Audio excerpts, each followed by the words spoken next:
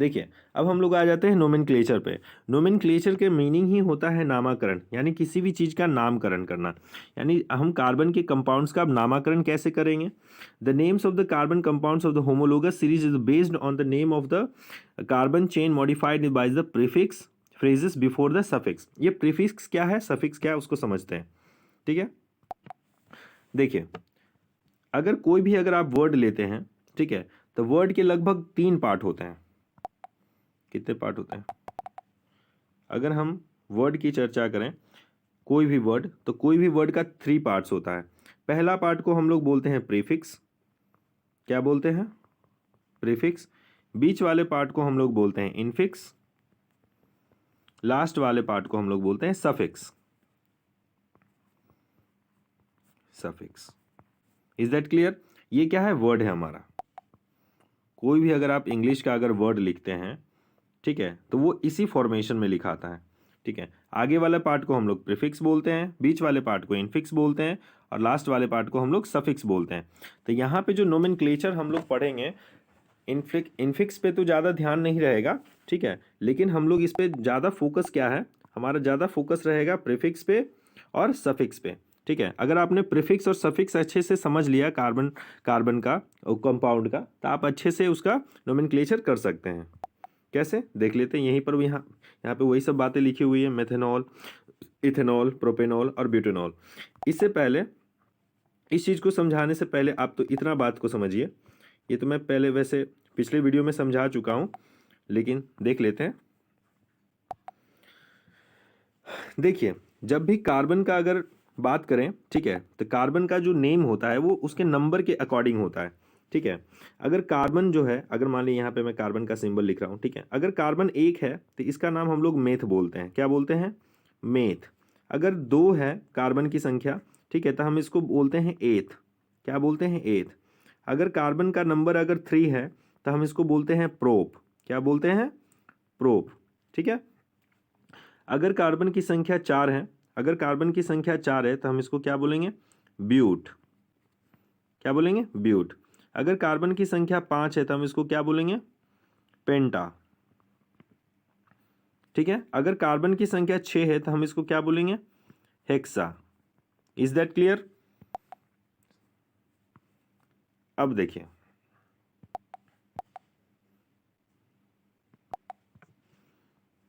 अगर कार्बन का नंबर 7 है तो हम क्या बोलेंगे? सेप्टा। अगर कार्बन का नंबर 8 है तो हम लोग क्या बोलेंगे? ऑक्टा। अगर कार्बन का नंबर 9 है तो हम क्या बोलेंगे? नैनो। अगर कार्बन का नंबर 10 है तो हम लोग क्या बोलेंगे? डेका। ये कार्बन के नंबर के अकॉर्डिंग है, जो हम लोग इसको बोलते हैं प्रीफिक्स में हम लोग यूज़ करते हैं। किस में यूज़ करते हैं? प्रीफिक्स में। ठीक है, ये आपको काफ़ी हेल्प करेगा उसके नोमेनक्लेचर में। ठीक है, तो ये एकदम पूरा याद रखिएगा। अगर कार्बन की संख्या 1 रहेगा तो meth, eth, prop, but, penta, hexa, septa, octa, nano, deca. ठीक है, न से 9, न से नैनो, ओ से ऑक्टा, ओ से 8, से 7, एस से सेप्टा, हेक्सा 6, पेंटा से 5, 4 ब्यूट, प्रोप 3, एथ 2, मेथ 1। क्लियर? आप इतना याद कर लीजिएगा। अब देखिए, अब यहाँ पे पूरा है जो फंक्शनल ग्रुप का काम है। ठीक है, अब जितना भी है, आप अगर एक बात कर लेते हैं, एक छोटा सा हम एग्जाम्पल लेके चलते हैं। ठीक है, क्या है बात, पहले समझते हैं।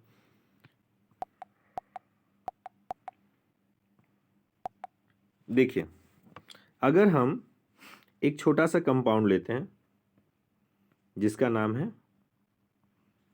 लिखा क्यों नहीं रहा है,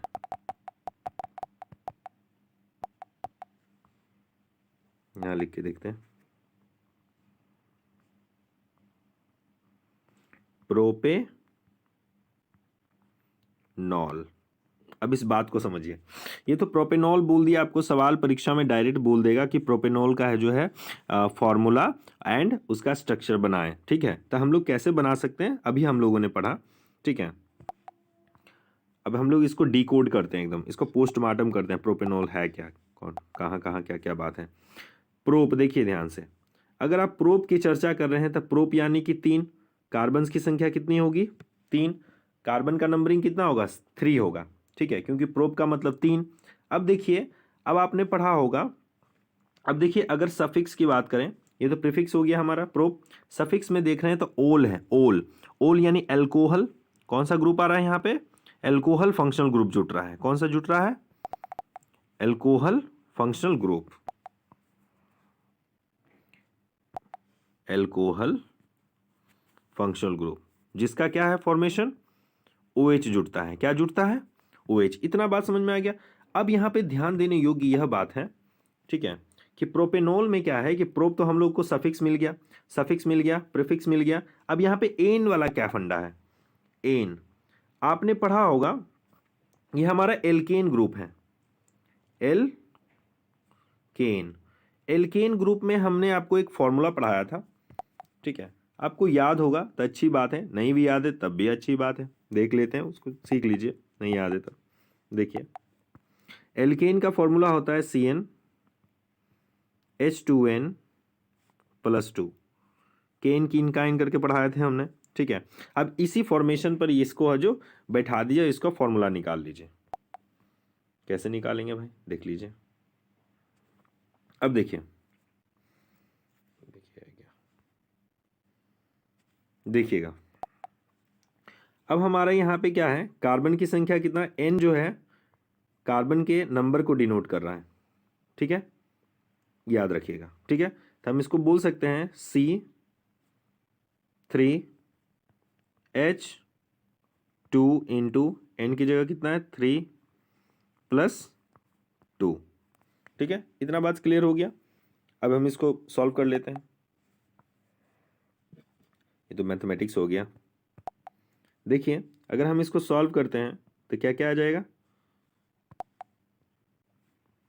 C3 3 दूनी 6 और 6 2 8, C3H8 हो गया। यानी कि अगर हम यहाँ पे अगर स्ट्रक्चर इसकी बनाने की कोशिश करें, ठीक है, देखिए यहाँ पे अगर ज़्यादा ही छोटा करेंगे तो फिर दिखेगा नहीं। आप इसको स्क्रीनशॉट ले लीजिए, हम इसको अगले पेज पे समझा देते हैं, ठीक है। हम लोगों ने क्या फॉर्मूला बना लिया था,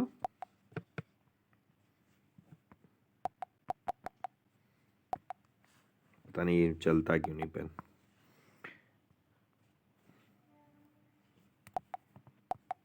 हाँ देखिए, अब सही काम कर रहा है। हमने क्या देखा था, क्या फॉर्मूला आया था, हाँ C3H8। अभी हम लोगों ने देखा था कि फॉर्मूला हमको क्या आ गया था, क्या हो रहा है,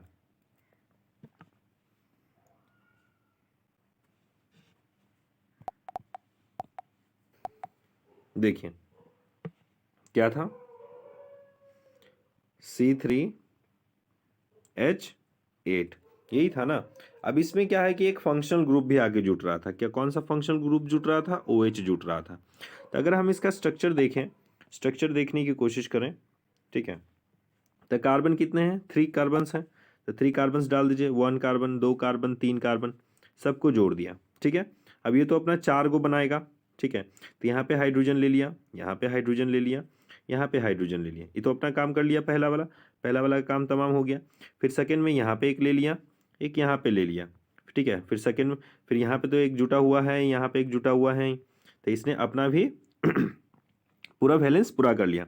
अब यहाँ पे देखिए, अब थर्ड वाला कार्बन में क्या है कि यहाँ पे हाइड्रोजन लिया, यहाँ पे हाइड्रोजन ले लिया, फिर यहाँ पे कार्बन से जुटा हुआ। अब यहाँ पे पार्ट क्या है कि यहाँ पे हाइड्रोजन होना चाहिए था। क्या होना चाहिए था?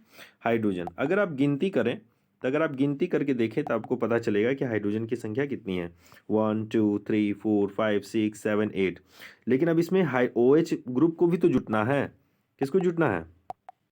OH ग्रुप को भी तो अब आके जुटना है, ठीक है। तो OH ग्रुप को जुटना है तो उसके लिए यहाँ पे इसको हाइड्रोजन को डिस्प्लेस करना पड़ेगा, हाइड्रोजन को यहाँ से हटाना पड़ेगा।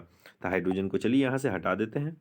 हाइड्रोजन को OH ने हटा दिया और इसने अपना जगह ले लिया, ठीक है। तो अब तब हम लोग इसको बोल सकते हैं कि ये क्या है, प्रोपेनॉल है। क्या है ये? प्रोपेनॉल। तो प्रोपेनॉल का ये फॉर्मूला क्या हो गया, फॉर्मूला, अगर हम फॉर्मूला अगर इसकी लिखने की अगर कोशिश करें, क्योंकि अब स्पष्ट फॉर्मूला लिखें प्रोपेनॉल का,